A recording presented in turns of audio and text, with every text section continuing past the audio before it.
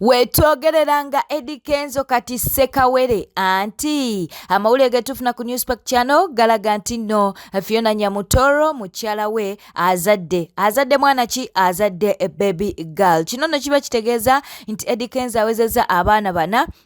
abawala basatu n'omulenzi omu. Jjukira nti omwana wa Fiona Nyamutoro omukulu mu Eddie Kenzo munnange mulenzi akaakati ono gwazadde baby girl. Ekyo no kiba kitegeeza nti no Eddie Kenzo awezezza abaana ab'obuwala basatu. Twegatteko tubeere ng'ate tumuyozaayoza.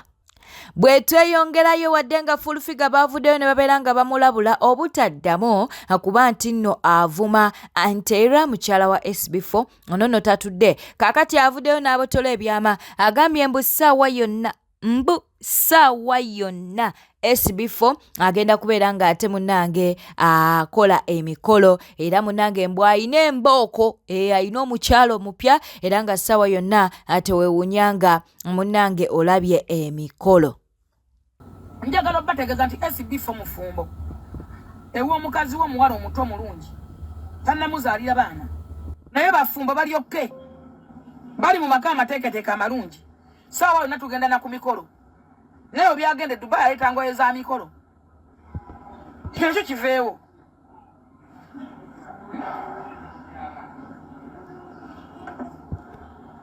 Naye oli awo oli mu buddu bw'endowooza annange weekanika okola otevumisa mama Fiina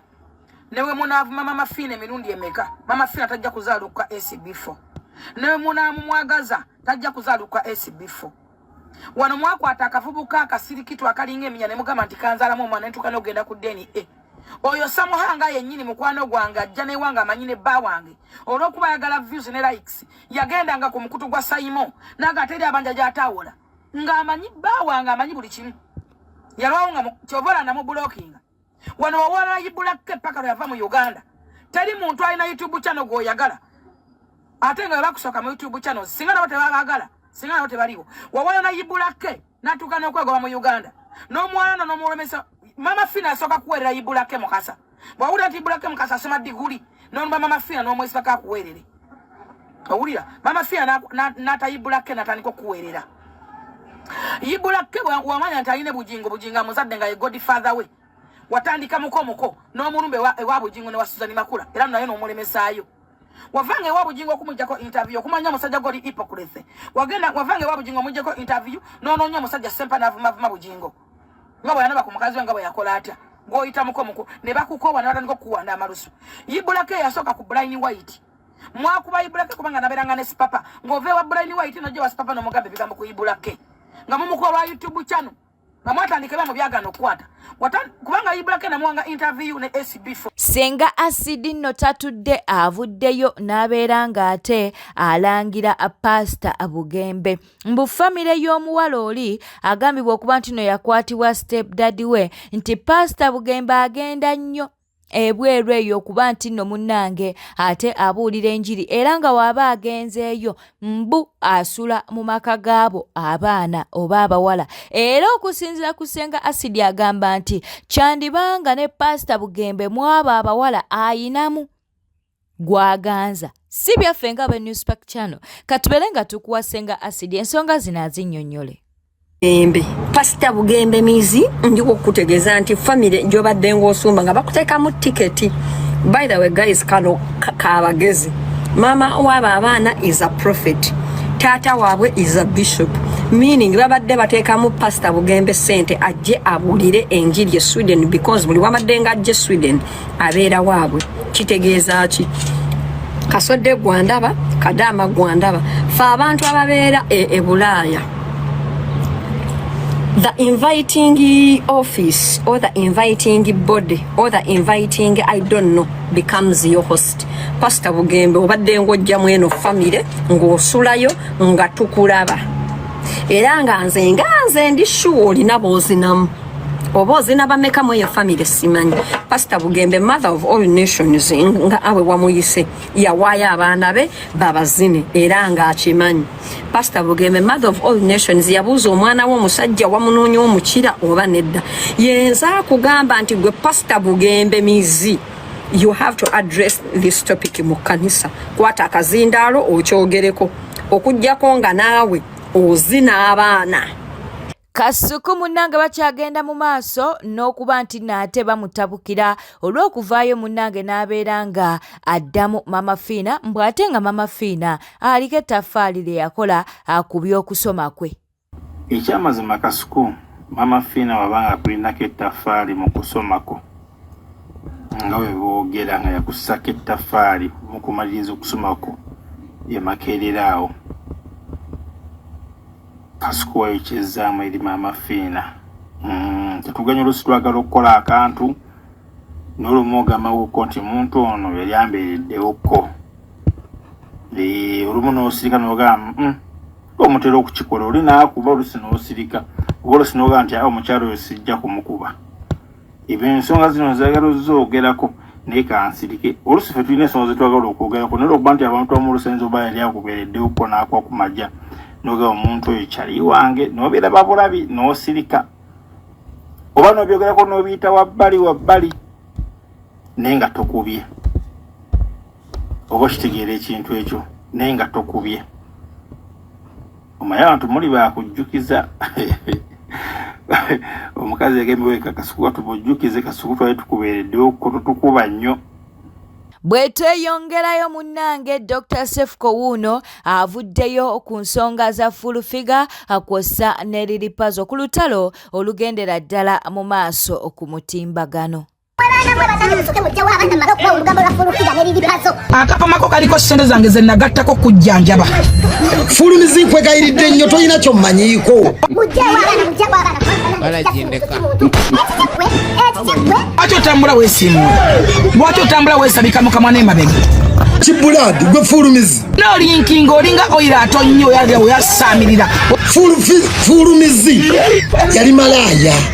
Tolina maanyi n'okuwaluka walusa amaziga kuyita ngamu wenna okyuma.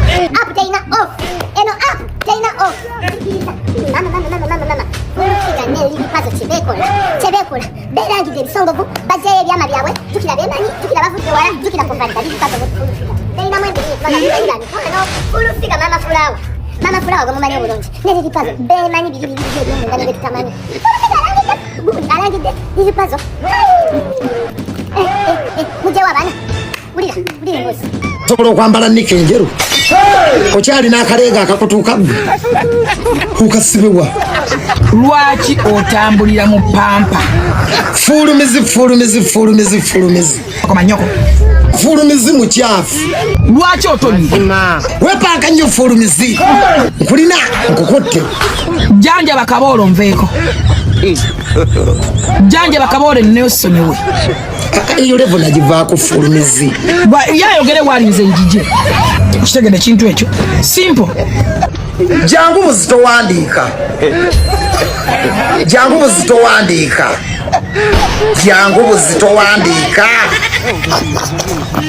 Olaba omudigido,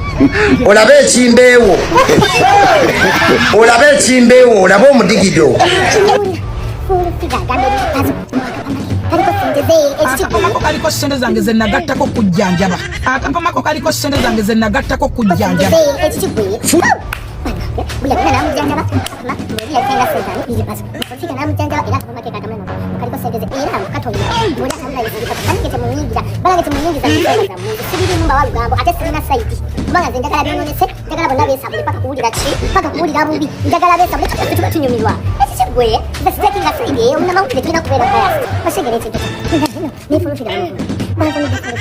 Kyatufuira nga tuli ewamuli tuli emmere. Ekiwoza nange ndi muntu. Abakasitoma bonna ne bafuluma mu woteeri y'omusajja nga kifuuye omukka kiwonyanga sabulenya. Sabulenya mugimanyi. Fulumiza awunyanga sabulenya. Fulumiza owunyanga sabulenya. Kikazi kiwunya.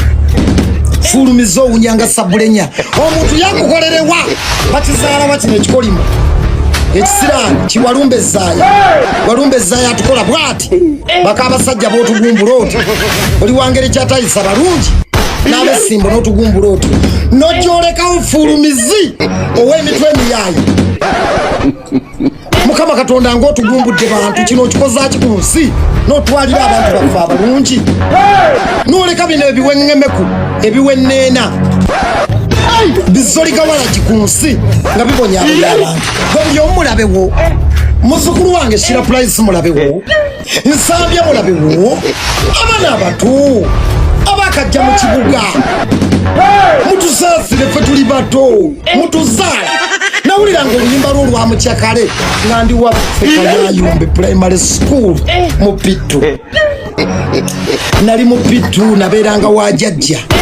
nga ndiwulira ku leediyo Uganda abaana abato abazze mu kibuga lwaki mubayigganya kukwata omuvubuka omuto zaba abaana ba TikTok sibamanyi Nsambya ukwata omwana ovume ukwata abaana ba Shira Price ukwata abaana akana ka Moti ukwata ono omwana ono ayazina nga mu firiji ze abaana abato buzaala bamiri ono ogenda n'olya emmere y'omwana n'omala n'okukakanya bizinensi ye gwe nawe wali presidential advisor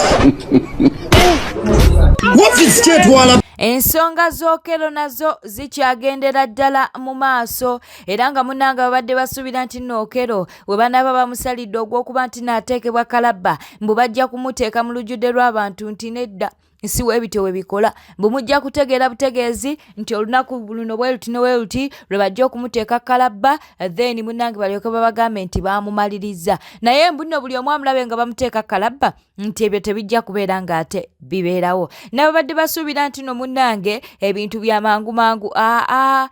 bagambye nti nno bikyayita mu mitendera mingi so abantu basuubira nti bagenda kumuteeka constitutional square manyadi bikyaliwo biwanvu ate newe binaggwera ojja kumanya nti afudde nga tumaze okukola ebyogwaffe president bwasayininga nayisa eyo death warrant oba ekiwandiiko akiyisa mu kakiiko akasonyere kakisirika wa commissioner general n'ateekako kyetuyita execution instructions mateeka ki getugoberera mu process eyo n'asindike wa oc agenda mu section ya condemn n'asoma amanya gaabo ne babawa amagezi mwagala kukola biramu waliwo gweoyagala okusinkana waliwo gweoyagala akusabire abasawo ne baba checking kulaba nti obulamu bwawe naye yogamba nti ogenda kwegatta na mukazi mukomera tetulina tteeka eritugamba nti olina okwegatta na mukazi oba musajja wo sekyo tuba tetugenda kikola era ne bwogamba nti anti munze munyanguye munsaleko obulago nime kubonaabona ekyo tetukikola ebya Shiba tebinaggwa bakyagenda mu maaso n'okuba nti nate bamusabula wamanzi mwanyinaze Shiba kyenkusaba oli star naye munnange ensi Mukama yagitonda bwekityo bwe kiri omusajja aba musajja omukazi aba mukazi gwe mpaka munne mwanyinaze wolikiriza nti oli mukazi you have to be under a man munnange kyobula mu nsi ebintu byonna bikolebwa abasajja n'ennika gy'oyambala esobola okubanga eriko man made buli kintu kyonna kyolaba kiri man made omusajja yayina amaanyi agasobola okuyitaayita mu bulimbalimba bw'ensi eno kyobulaba ssente zikolebwa abasajja kubanga bebasobola obulimba mwe temusobola bulimba munne mmwe mulina kuba na mpisa bugonvu buwulize okitegeera naye kati mugwe buli oyagala obeere omusajja tosobola kukola musajja katona muli soft n'embiri gyammwe giri soft gwe tulaba mwanyinaze oli soft Mukama betona buli kimu balina kibaleetera awo kati munnange toyina ngeri gyogenda kujja mu kamera obinsa nina musajja olage nti nno omusajja kyalinawo osobola okukikola oba osobola okukibeera munnange nedda oli wakabi munnange bya Mukama bireke nga bwe yabitonda tutojja bisobola musajja yalina okukumaza musajja yalina okutuusa ku ntikko mwanyinaze podcast ya Shiba yandibadde mbi senga yabadde organized ekyase podcast ya Shiba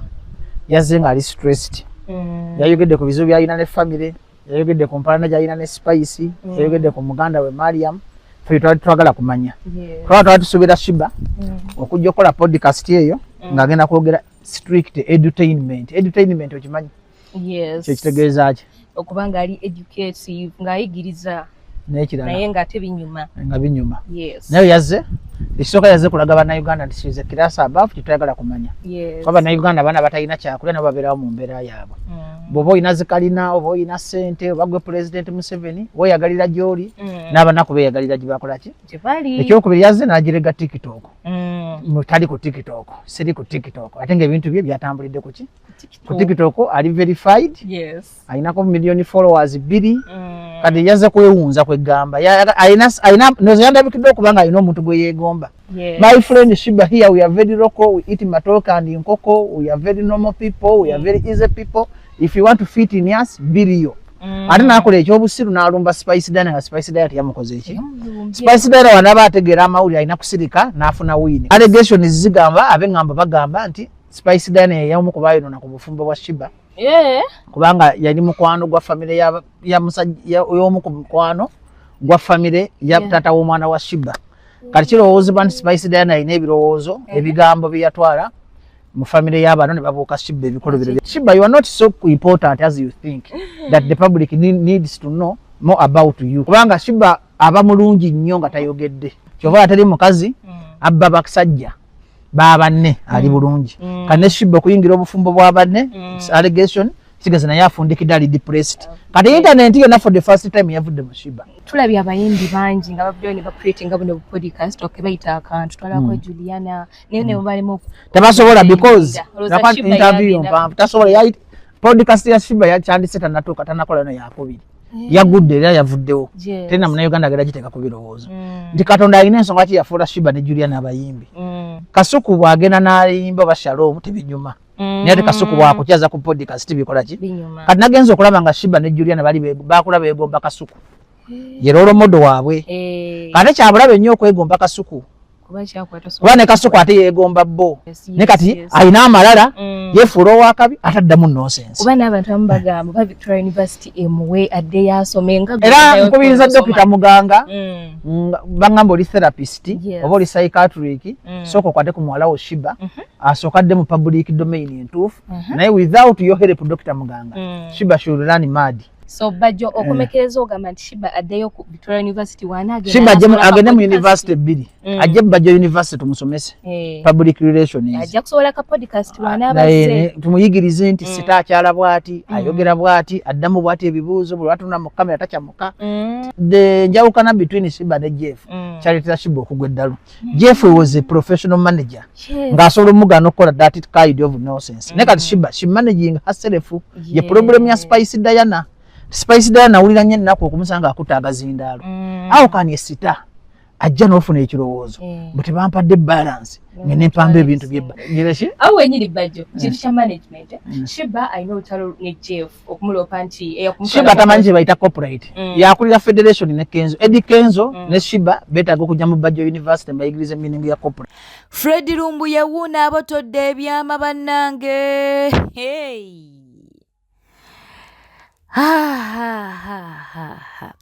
mbu munnange Jeno Muhoozi ayina omuyimbi omu gwe yawamba okumala omwezi mulamba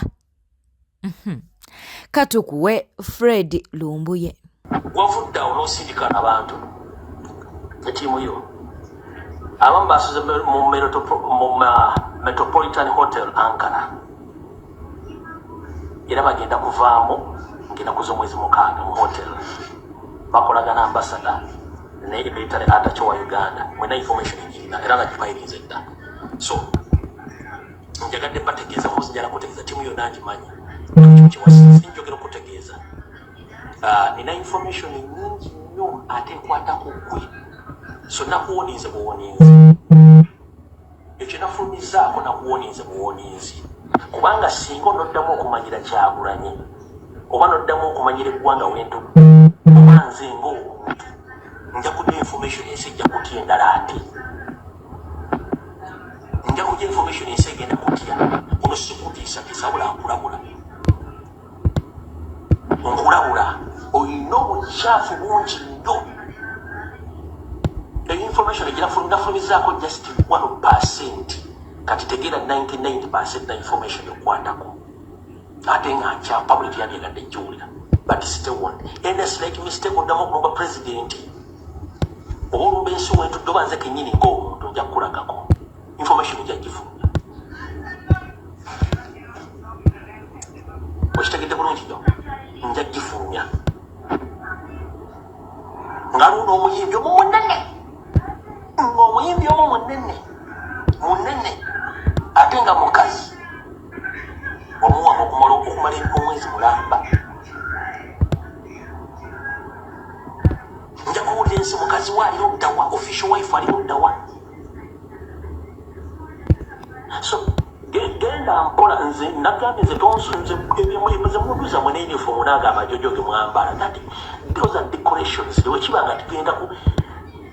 kintu kya muntu ku muntu you are nothing toyina kyoli ekyo kyo nkikugamba bana babiri Patience ne Diana bali kukumye mu nyaabo wawula kasime message zino muziwulireko bulungi nnyo bile bigambo si byange si byange ulya bulungi nnyo kuno nyande kwali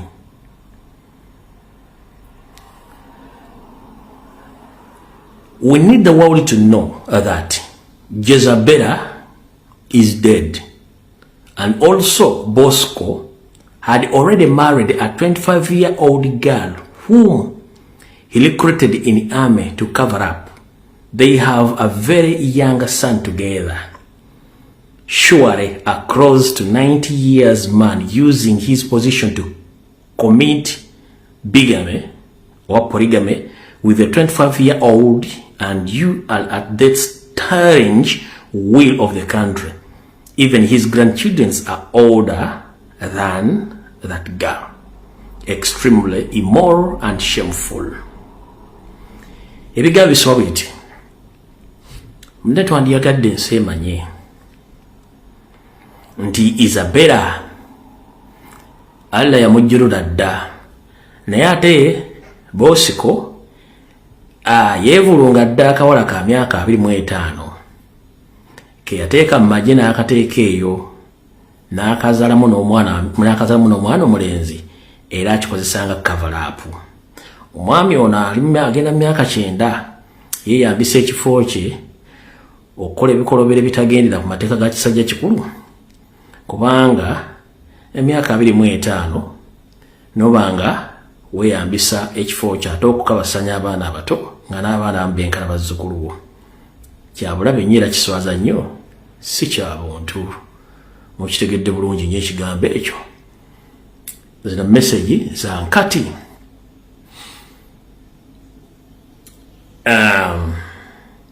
olaba akatali kabba magumba oli osula muki mu mulyango buuza muganda we yenna abira mu system abuuze Isabella yani yokodi ekodi nze njogedde Isabella kati ebisigadde mu mmanyi wabula kyonna kyekiri kijja kumula kiggwe bana abantu bakuuma ebyama bye tebagala nsemanye ebyama byabwe bakuuma tebagala naye ekijja okumala eggobe mu kibya kabakukute fe tumumanyi president kyategeka tetumanyi president kyategeka naye